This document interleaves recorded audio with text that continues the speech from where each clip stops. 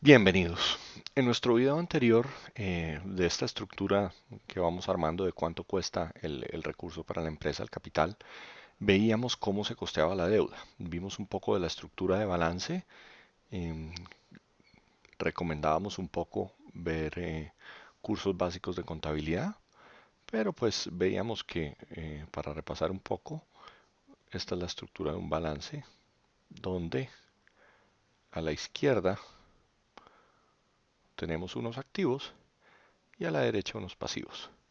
Y que parte de esos pasivos son, vamos a usar la notación E por equity, por su sigla en inglés, con accionistas del negocio. Entonces, en últimas, la compañía tiene unos activos para su operación y esos activos o los financia con pasivo, que es deuda con terceros, o le pide el dinero a sus accionistas. Ahí empezábamos. Hoy vamos a entrar mucho más a fondo en cómo costear esta porción de los recursos, que es precisamente la del accionista. Vamos a utilizar el nombre en inglés, que es equity, y vamos a ir paso por paso armando cómo se debe calcular el costo de ese equity.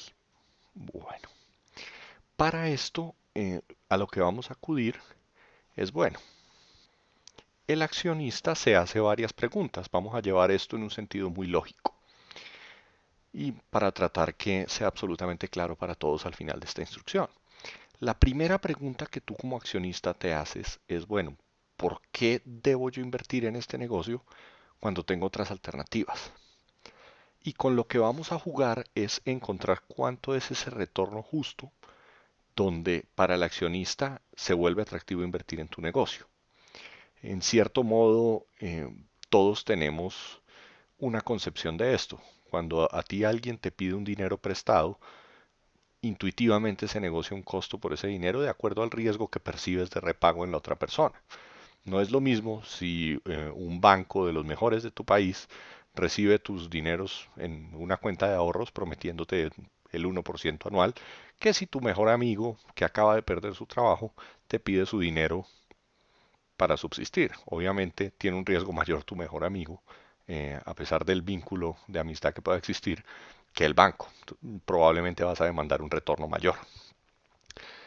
Así mismo funcionan los accionistas. Entonces, la primera alternativa que tiene el accionista es la inversión menos riesgosa que podamos pensar. Si bien los últimos acontecimientos nos muestran que hay que dudar de todas las inversiones, es comúnmente aceptado que los bonos del Tesoro de Estados Unidos se consideran libres de riesgo, que si tú compras un bono y le prestas dinero al gobierno de Estados Unidos, el gobierno de Estados Unidos no te va a quedar mal, no te va a incumplir con tu pago. Entonces, nuestro primer elemento es, vamos a denominarlo, la tasa libre de riesgo. Disculpen mi letra. Y vamos a asumir que la tasa libre de riesgo son los bonos del Tesoro de Estados Unidos. Ahí viene una pregunta, y es que hay bonos de distinto plazo. Estados Unidos puede emitir desde notas que pueden ir a 30 días, es decir, que el gobierno pide dinero prestado y se compromete a repagarlo en 30 días, hasta bonos que pueden tener duraciones mucho más largas. Hablemos, por ejemplo, de 3 décadas, de 30 años, donde el gobierno recibe un dinero hoy y se compromete a pagarlo en 30 años. Y para esto se grafican algunas curvas. Lo normal es que el mercado perciba un menor riesgo por estas notas de corto plazo y un mayor riesgo por estos bonos de mayor largo plazo. Sin embargo, a veces suceden cosas, temas de mercado, que pueden hacer que esas curvas no necesariamente tengan una pendiente positiva, sino que puedan tener pendientes estables o negativas. Eso es tema mucho más largo para otro curso. Entonces, la primera gran duda es, bueno, ¿qué tasa debo tomar como libre de riesgo? ¿El de notas de corto plazo o bonos de largo plazo? Y ahí hay detractores, hay gente que favorece unos temas, otros que eh, se inclinan por corto plazo, otros se inclinan por largo plazo. y digamos que no existe un consenso. Lo que uno puede pensar es, bueno, ¿qué tipo de inversionista tengo? Si es un inversionista, por ejemplo, un fondo de capital privado que está buscando una salida en 5 años, es probable que miremos, hombre, pues bonos aproximadamente de 5 años. Si es un inversionista de largo plazo que se quiere quedar en el negocio, digamos, durante un tiempo indefinido, pues se puede pensar en bonos de 30 o de 20 años para tomar la tasa de referencia. Aquí el tema es que nuestro primer elemento es nuestra tasa libre de riesgo y que la práctica universalmente aceptada es que sean bonos del Tesoro de Estados Unidos. Aquí valga una salvedad, primero vamos a construir el costo del capital para Estados Unidos y después le vamos a añadir algunos elementos que nos pueden dar una aproximación de cuánto debe ser el costo en países emergentes como el caso de los latinoamericanos. Entonces, lo primero que el inversionista va a demandar es, bueno, si voy a invertir en tu negocio, por lo menos págame la tasa libre de riesgo. Ese es nuestro primer gran elemento. Y la tasa nos la da el mercado de Estados Unidos, cuánto están pagando los bonos del Tesoro de Estados Unidos. Pero nuestro inversionista también va a decir, bueno, pero tú no eres Estados Unidos. Tu negocio es muchísimo más riesgoso, entonces vas a tener que darme algo más. Y ahí viene un segundo elemento.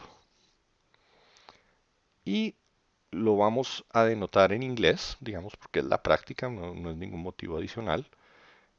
Ahí viene un elemento que se llama Market Premium. Para definir el Market Premium, entonces, supongamos una gráfica. Aquí vamos básicamente a tener tiempo y aquí vamos a tener retorno. Y en una línea, digamos que vamos a graficar lo que ha sido el retorno de los bonos del Tesoro de Estados Unidos. Vamos a denotarnos BT. Estos son bonos del Tesoro. Y en otra recta vamos a graficar el rendimiento del mercado de valores de Estados Unidos. O mejor aún, por ahora pensemos que estos son todos los activos con riesgo en Estados Unidos. Entonces, si te das cuenta, supongamos que por aquí tenemos el año 1950 y por acá tenemos, por dar un año más reciente, el año 2011. Entonces, en cada momento del tiempo hay una diferencia entre lo que viene rindiendo el mercado accionario y lo que están pagando los bonos del tesoro.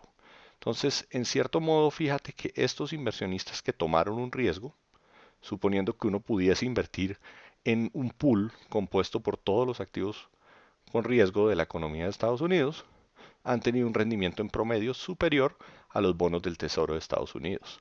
Pero pues sabemos que estos están afrontando un riesgo mayor que los que simplemente dejaron la plata en bonos del Tesoro. Una proxy de cuánto debe ser ese market premium, esa prima de mercado que adicional a la libre de riesgo le debe pagar un negocio a su inversionista, es tomar el promedio de todas estas diferencias, de en el tiempo cuánto ha sido la diferencia entre lo que han pagado los activos con riesgo y lo que ha sido la tasa de bonos del Tesoro de Estados Unidos. Aquí fíjense un tema, que saber el retorno de todos los activos con riesgo de una economía es prácticamente imposible. Entonces, una proxy que es aceptada es tomar el promedio del que tenemos mejor información, que es el mercado de la bolsa de un país, en este caso de Estados Unidos, de New York Stock Exchange. Y el indicador más amplio del rendimiento de esas acciones, pues es el Standard & Poor's 500. Entonces, esta línea, que es nuestros activos con riesgo, la simplificamos tomando el rendimiento del Standard & Poor's 500 versus lo que han rendido estos bonos del tesoro. Tomamos las diferencias en todos los años, promediamos y eso es lo que aceptamos como nuestro market premium. Ahí también hay controversias. Hay teorías que dicen que debe ser promedio aritmético, es decir, la suma simple dividida por el número de observaciones, o la media geométrica. Después vamos a entrar mucho más en detalle cómo se calculan ambos, pero para efectos de este curso, para simplificar, vamos a tomar la media aritmética.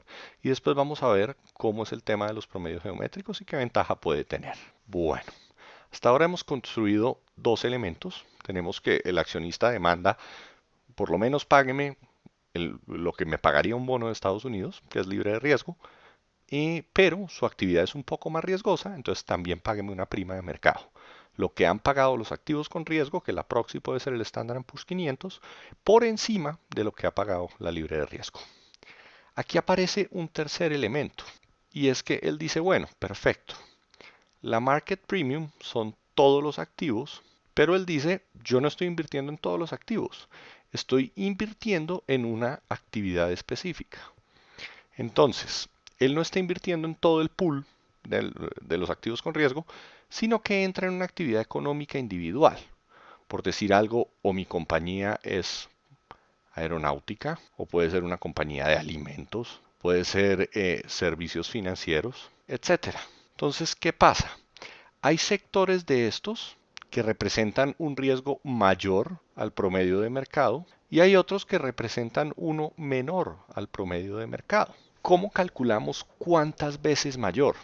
Para decir algo, una actividad más riesgosa puede demandar más primas de mercado. Una menos riesgosa puede demandar menos primas de mercado. Esto suena confuso en este momento, pero al final les prometo que se va a aclarar. Para estimar este tema de cuántas primas de mercado puede demandar un socio por invertir en mi actividad económica, tenemos que usar una herramienta estadística. Se trata de las regresiones lineales. Es una herramienta estadística no muy complicada. Para quienes quieran ver algo más de esto, sugiero ver un curso de estadística básica. Aquí vamos a dar una explicación trivial. No vamos a entrar en detalle en la herramienta, pero vamos a ver por qué nos sirve y cuál es el uso que le debemos dar en este escenario específico. Para esto vamos a hacer una gráfica de dos ejes, donde en este eje horizontal vamos a tener variaciones, valga la claridad, estos son variaciones, en el indicador Standard Poor's 500 en varios momentos en el tiempo. Y en este eje vamos a tener variaciones de la cotización de la acción de nuestra actividad específica.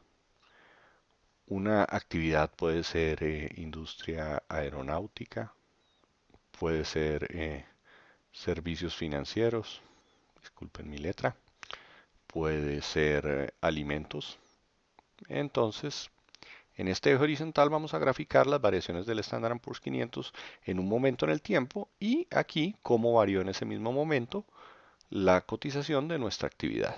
Por ejemplo, digamos que en un momento del tiempo el Standard Poor's varió un 5% y digamos que nuestra actividad, que puede ser aeronáutica, vamos a invertir en acciones del tipo de Boeing, de fabricación de aviones, digamos que varió el doble, un 10%.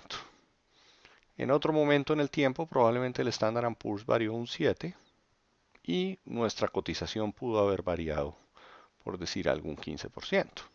En últimas, lo que tenemos es que aquí se van a generar, así como tomamos estos dos puntos de referencia,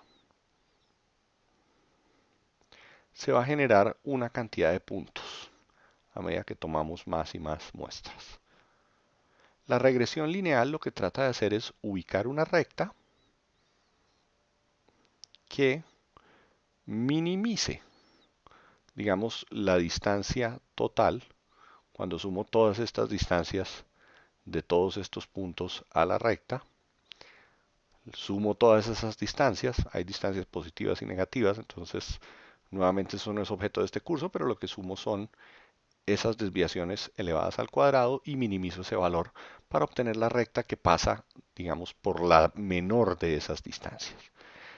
Teniendo eso, pues vamos a ver actividades que son de este tipo, en que cuando el Standard Poor's, aquí vamos a resumir, hay actividades que cuando el Standard Poor's se mueve una unidad, nuestra actividad se mueve menos de uno. Esto es nuestra actividad y esto es el mercado. Habrá otras que cuando el Standard Poor's, y aquí enfatizamos que el Standard Poor's lo utilizamos como una proxy del comportamiento de todos los activos con riesgo del mercado, que sería el escenario perfecto para esta teoría, pero sabemos que esa información no la tenemos. Entonces, una proxy válida es cómo se comporta el Standard Poor's. Habrá otras que cuando el Standard Poor's se mueve una unidad, estas reaccionan con más de una unidad, este caso. Aquí el Standard Poor's se mueve una unidad y estas reaccionan muchísimo más agresivamente. Habrá otras de este tipo, que serán este tipo de acciones. Entonces, digamos, esta es mi recta 1, que son acciones de este tipo. Standard Poor's se mueve una unidad, yo respondo con menos de una. Y esta es mi recta 2, que cuando el Standard Poor's se mueve una unidad, responden con más de una unidad. ¿Cuáles son más riesgosas? Estas. Entonces, una regresión lineal, y nuevamente no vamos a entrar en detalles, lo que busca es calcular una recta de este tipo. Busca determinar el valor de y en función de una pendiente, un valor en nuestro eje X, más un intercepto. Y nuevamente, esto no es tema de este curso. En una regresión lineal tenemos que y es igual, la pendiente la vamos a llamar beta por el punto X más un error, la parte que no explica esta parte del modelo. En este caso, nuestra beta va a ser cuántas primas de mercado puede cobrar la actividad. Entonces, esa beta va a ser esta pendiente de esta recta. Porque si este es el retorno, o digamos, esto sería la gráfica del Standard Poor's versus el Standard Poor's, que sería un beta igual a 1, las actividades más riesgosas de este tipo, por ejemplo, esta puede tener un beta, estos son betas mayores a 1 y estos son betas menores a 1. Y estas son beta igual a 1, que es la pendiente, digamos, de 45 grados. Entonces ahí tenemos el tercer elemento de nuestro modelo, que se llama el beta apalancado. Después vamos a entrar en este tema del apalancamiento, que en últimas es cuántas primas de mercado puede pedir el accionista. Entonces, hasta este momento, el modelo lo tenemos compuesto de un costo de capital, lo vamos a llamar CAPM. Vamos a ver que estas son las siglas en inglés de Capital Asset Pricing Model. Y esto va a ser igual a la tasa libre de riesgo. Vamos a denotarla R sub F, risk free, por su sigla en inglés, más una prima de mercado, que ya sabemos que es el promedio en el tiempo de todas las diferencias que ha habido entre el retorno de los activos con riesgo, que puede ser el Standard Poor's 500, y la tasa libre de riesgo, que son los bonos del Tesoro de Estados Unidos. Todo esto multiplicado por un beta. Entonces sabemos que las actividades de mayor riesgo tienen betas superiores a 1, pueden demandar más de una prima de mercado, y las menos riesgosas pueden demandar menos primas de mercado. Aquí tenemos nuestro Capital Asset Pricing Model básico.